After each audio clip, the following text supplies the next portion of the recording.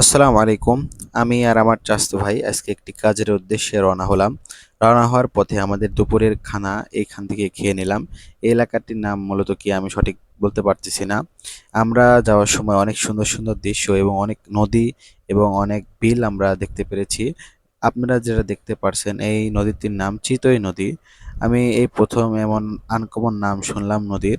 নদীর পাশ দিয়ে অসংখ্য জমি আছে। এখানে হয়তোবা তারা ধান লাগিয়েছিল, এখন সব উঠিয়ে ফেলেছে ফসল। এরপরে অনেক বড় বড় ইটের ভাটা এখানে নদীর পাশেই আছে। আপনারা এমন এমন জায়গায় বেড়াতে যাবেন যেসব জায়গার আপনারা নাম জানেন না, অনেক অভিজ্ঞতা হবে। মূলত আমাদের বেড়ানোর কোনো ইচ্ছা ছিল না, আমরা একটি কাজের উদ্দেশ্যে যাচ্ছি এবং কাজে যাওয়ার সময় এসব সুন্দর সুন্দর দৃশ্য দেখতে মনটা জুড়িয়ে যায়। সব যে নাম আনকমন সব নাম, এগুলা শুনলেও অনেক মানে আনন্দ হয় এবং অনেক নাম স্মৃতির সঙ্গে জড়িয়ে যায়।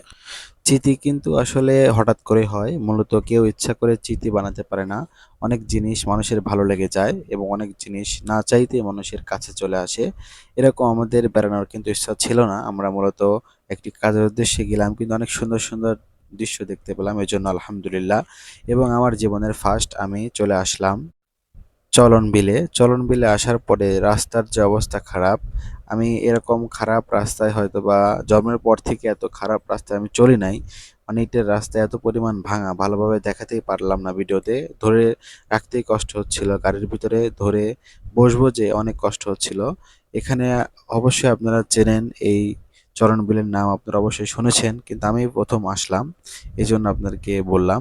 এরপরে এখানে এখানে ভ্যান গাড়ি, যে এখানে অন্যরকম ভ্যান গাড়ি, আমাদের মতো ভ্যান গাড়ি না। এখানে রাস্তাগুলোর দুই পাশে অনেক সুন্দর সুন্দর গাছ লাগিয়ে আছে। এইভাবেই আমাদের গন্তব্য স্থলের দিকে আমরা এগিয়ে যাচ্ছি। প্রকৃতির সৌন্দর্য উপভোগ করতে করতেই আমরা আমাদের গন্তব্যস্থানে চলে আসলাম।